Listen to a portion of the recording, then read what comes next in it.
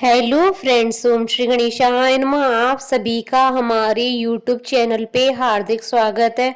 आज हम आपको गणगौर तीज कब है और गणगौर कब से शुरू है, गणगौर पूजा का शुभ मुहूर्त, पूजा विधि और माँ गौरी की कथा के बारे में बताएंगे। प्रत्येक साल चैत्र माह के शुक्ल पक्ष में तृतीया तिथि के दिन गणगौर तीज मनाई जाती है। गणगौर तीज को सौभाग्य तीज के नाम से जाना जाता है। इस दिन विवाहित महिलाएं सौभाग्यवती मनवांचित फल प्राप्त करने के लिए व्रत रखकर गणगौर माता की पूजा करती है। इस दिन अविवाहित महिलाएं भी उत्तम जीवन साथी की कामना से इस व्रत को रखती हैं। गणगौर पूजा मुख्य रूप से राजस्थान और मध्य प्रदेश में की जाती है। राजस्थान में होली के दूसरे दिन चैत्र कृष्ण पक्ष की प्रतिपदा तिथि से ही 16 दिवसीय गणगौर पूजा का पर्व शुरू हो जाता है। गणगौर की पूजा में मुख्य रूप से माता पार्वती और भगवान शिव जी की पूजा की जाती है। मान्यता है कि इस दिन भगवान शिव ने माता पार्वती को सदा सुहागन रहने का वरदान दिया था, तो वहीं माता पार्वती ने भी सभी सुहागन स्त्रियों को सौभाग्यवती रहने का वरदान दिया था। यह व्रत सुहागन महिलाएं अपने पति की लंबी उम्र के लिए, तो वहीं कुंवारी लड़कियां सुयोग्य जीवन साथी पाने के लिए करती हैं।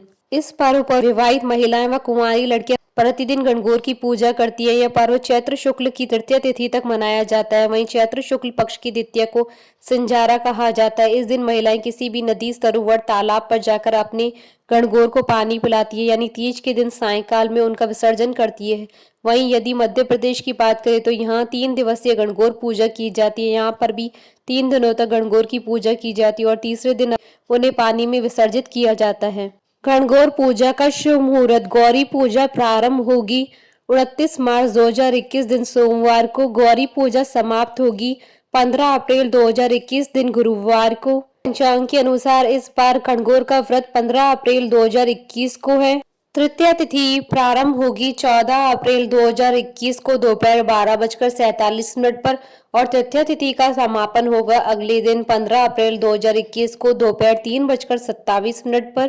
पूजन का शुभ मुहूर्त रहेगा 15 अप्रैल 2021 दिन गुरुवार को सुबह 5:17 से सुबह 6:52 तक। कुल अवधि 35 मिनट है। पूजा विधि। गणगौर पूजा का व्रत रखने वाली महिलाओं को इस दिन किसी पवित्र नदी में स्नान करने के बाद लाल रंग के वस्त्रों को धारण करना चाहिए। उसके बाद एक लकड़ी की चौकी लेकर उस पर गंगा जल छिड़कें और लाल रंग के वस्त्रों को उस पर बिछाएं। वस्त्र बिछाने के बाद चौकी पर जल से भरा हुआ कलश स्थापित करें। उसमें गंगा जल, सुपारी, हल्दी, चावल और 1 रुपए का सिक्का डालकर उसके मुंह पर मौली बांधे और कलश को आम के पत्तों से सजाए और एक नारियल पर मौली बांधकर उसके ऊपर रख दे। इसके बाद भगवान शिव और माता पार्वती की मूर्तियां या उनकी तस्वीर चौकी पर स्थापित कर एक घी का दीपक तस्वीर के दाहिनी ओर रखे। इसके बाद हाथ में फूल और सुपारी लेकर पूजा का संकल्प लें और शिव पार्वती के चरणों में से अर्पित करें। संकल्प लेने के बाद घी का दीपक जलाएं। मिट्टी या बेसन से बनी हुई 6 गौर चौकी स्थापित करें। इसके बाद गौर पर हल्दी और कुमकुम का छिड़काव करें और माता गौरी को सिंदूर लगाकर अक्षत और फूल चढ़ाएं। उसके बाद सिंदूर को अपने माथे पर लगाएं। अब धूप जलाएं और फल और मिठाई से माता और भगवान शिव को भोग लगाएं और एक सफेद कागज पर 16 कुमकुम, 16 मेहंदी और 16 काजल के टीके लगाकर माता पार्वती को अर्पित करें। इसके बाद आप एक कटोरी में जल और दूध, 1 रुपए का सिक्का, कौड़ी और सुपारी डालकर उसे अपने हाथ में रखें और किसी अन्य व्यक्ति से गणगौर की कथा सुने। कथा के पूर्ण होने के बाद उस कटोरी को गौर के सामने रखकर और माता गौरी को प्रणाम करके अपने सुहाग के लिए प्रार्थना करें। अंत में गौर को चढ़ाया हुआ प्रसाद लोगों में वितरित कर दें। गौरी पूजा व्रत कथा। एक बार भगवान शंकर तथा पार्वती जी नारद जी के साथ भ्रमण को निकले। चलते चलते वे चैत्र शुक्ल तृतीया के दिन एक गांव में पहुंच गए। उनके आगमन का समाचार सुनकर गांव की श्रेष्ठ कुलीन स्त्रियां उनके स्वागत के लिए स्वादिष्ट भोजन बनाने लगी। भोजन बनाते बनाते उन्हें काफी विलंब हो गया, किंतु साधारण कुल की स्त्रियां श्रेष्ठ कुल की स्त्रियों से पहले ही थालियों में हल्दी तथा अक्षत लेकर पूजन हेतु पहुंच गई। पार्वती जी ने उनके पूजा भाव को स्वीकार करके सारा सुहाग रस उन पर छिड़क दिया। वे अटल सुहाग प्राप्ति का वरदान पाकर लौटी। तत्पश्चात उच्च कुलीन की स्त्रियां अनेक प्रकार के पकवान लेकर गौरी जी और शंकर जी की पूजा करने लगी। सोने चांदी से निर्मित उनकी थालियों में विभिन्न प्रकार के पदार्थ थे। उन स्त्रियों को देखकर भगवान शंकर ने माता पार्वती जी से कहा, तुमने सारा सुहाग रस तो साधारण कुल की स्त्रियों को दे दिया है, अब उन्हें क्या दोगी? पार्वती जी ने उत्तर दिया, प्राणनाथ आप इसकी चिंता मत कीजिए। माता पार्वती ने कहा, मैं इन उच्च कुल की स्त्रियों को अपनी उंगली चीर कर अपने रक्त का सुहाग रस दूंगी। यह सुहाग रस जिसके भाग्य में पड़ेगा वह तन मन से मुझ जैसी सौभाग्यवती हो जाएंगी। जब स्त्रियों ने पूजन समाप्त कर दिया तब पार्वती जी ने अपनी उंगली चीरकर उन पर छिड़क दी। जिस पर जैसा छींटा पड़ा उसने वैसा ही सुहाग पा लिया। तत्पश्चात भगवान शिव की आज्ञा से पार्वती जी ने नदी तट पर स्नान किया और बालू की शिव मूर्ति बनाकर पूजन करने लगी। पूजन के बाद बालू के पकवान बनाकर भगवान शिव जी को भोग लगाया। प्रदक्षिणा करके नदी तट की मिट्टी के माथे पर तिलक लगाकर 2 कण बालू का भोग लगाया। इतना सब करते करते पार्वती जी को काफी समय लग गया। काफी देर बाद जब वे लौटकर आई तो महादेव जी ने उनसे देर से आने का कारण पूछा।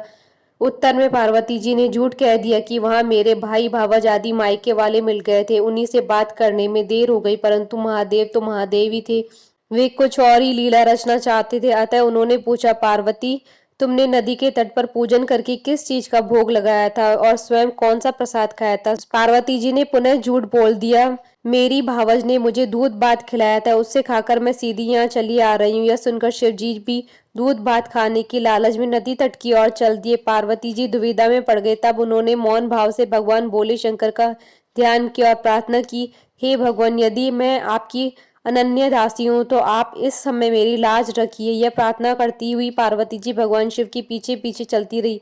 उन्हें दूर नदी के तट पर माया का महल दिखाई दिया। उस महल के भीतर पहुंचकर वे देखती हैं कि वहां शिव जी के साले तथा सल्लज आदि सब परिवार उपस्थित है। उन्होंने गौरी और शंकर का भाव बीना स्वागत किया। वे 2 दिनों तक वहां रहे। तीसरे दिन पार्वती जी ने शिव जी से चलने के लिए कहा, पर शिव जी तैयार न हुए। वे अभी और रुकना चाहते थे। तब पार्वती जी रूठ कर अकेली ही चल दी। ऐसी हालात में भगवान शिव जी को पार्वती जी के साथ चलना पड़ा। नारद जी भी साथ साथ चल दिए। चलते चलते वे बहुत दूर निकल गए।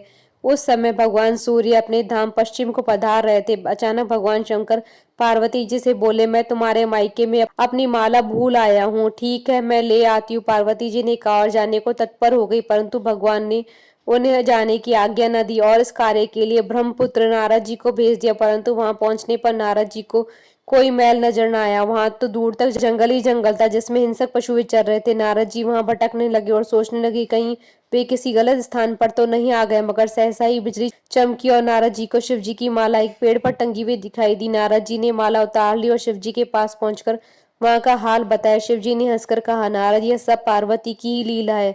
इस पर पार्वती बोली, मैं किस योग्य हूँ? तब नारद जी ने सिर झुकाकर कहा, माता आप पतिव्रताओं में सर्वश्रेष्ठ हैं, आप सौभाग्यवती हैं, समाज में आदि शक्ति हैं। यह सब आपकी पतिव्रत का ही प्रभाव है। संसार की स्त्रियां आपके नाम स्मरण मात्र से अटल सौभाग्य प्राप्त कर सकती है और समस्त सिद्धियों को बना था मिटा सकती है। तब आपके लिए यह कर्म कौन सी बड़ी बात है? महामाय गोपनीय पूजन अधिक शक्तिशाली तथा सार्थक होता है। आपकी भावना तथा चमत्कार पूर्ण शक्ति को देखकर मुझे बहुत प्रसन्नता हुई। मैं आशीर्वाद रूप से कहता हूँ कि जो स्त्रियां इसी तरह गुप्त रूप से पति का पूजन करके मंगल कामना करेंगी, उन्हें महादेव जी की कृपा से दीर्घायु वाले पति का संसर्ग मिलेगा। एक अन्य कथा के अनुसार एक बार भगवान शिव और माता पार्वती वन में गए थे। चलते चलते दोनों बहुत ही घने वन में पहुंच गए। तब माता पार्वती ने भगवान शिव से कहा कि हे भगवान मुझे प्यास लगी है। तब भगवान शिव ने कहा, हे देवी देखो उस और पक्षी उड़ रहे हैं, वहां अवश्य ही जल होगा। पार्वती जी वहां गई। वहां पर एक नदी बह रही थी। पार्वती जी ने पानी की अंजलि भरी तो उनके हाथ में एक धूप का गुच्छा आ गया। जब उन्होंने दूसरी बार अंजलि भरी तो टेसू के फूल उनके हाथ में आ गए और तीसरी बार अंजलि भरने पर ढोकला नामक फल हाथ में आ गया। इस बात से पार्वती जी के मन में कई तरह के विचार उठने लगे, परंतु उनकी समझ में कुछ नहीं आया। उसके बाद महादेव जी ने उन्हें बताया कि आज चैत्र माह की तीज है। विवाहित महिलाएं आज के दिन अपने सुहाग के लिए गौरी उत्सव रखती हैं। गौरी जी को चढ़ाए गए दूध, फूल और अन्य सामग्री नदी में बहकर आ रहे थे। इस पर पार्वती जी ने विनती की कि हे स्वामी, 2 दिन के लिए आप मेरे माता पिता का नगर बनवा दे, जिसमें सारी स्त्रियां वहीं आकर गणगौर के व्रत को करें और मैं खुद ही उनके स्वा की रक्षा का आशीर्वाद दूं। भगवान शंकर ने ऐसा ही किया। थोड़ी देर में ही स्त्रियों का झुंड आया और पार्वती जी को चिंता हुई तो महादेव जी कहने लगे कि हे प्रभु, मैं तो पहले से ही उन्हें वरदान दे चुकी हूँ, अब आप अपनी ओर से सौभाग्य का वरदान दे। पार्वती जी के कहने पर भगवान शिव ने उन सभी स्त्रियों को सौभाग्य का वरदान दिया। बोलिए गौर माता की जय। भगवान शिव माता पार्वती की जय। आशा करती हूँ कि आपको गणगौर पूजा का शुभ मुहूर्त, पूजा विधि, व्रत कथा का ये वीडियो पसंद आया होगा। तो तो आप इस वीडियो को अधिक से अधिक लाइक और शेयर कीजिएगा ताकि सभी भक्तों को इस वीडियो का लाभ प्राप्त हो सके। आप हमारे चैनल को सब्सक्राइब जरूर कीजिएगा अगर अब तक नहीं किया है तो, ताकि आप और हम कनेक्टेड रहें। साथ ही प्रेस करना ना भूलिएगा बेल आइकन को, जिससे नए वीडियो से रिलेटेड नोटिफिकेशन आपको तुरंत प्राप्त हो सके। ओम श्री गणेशाय नमः।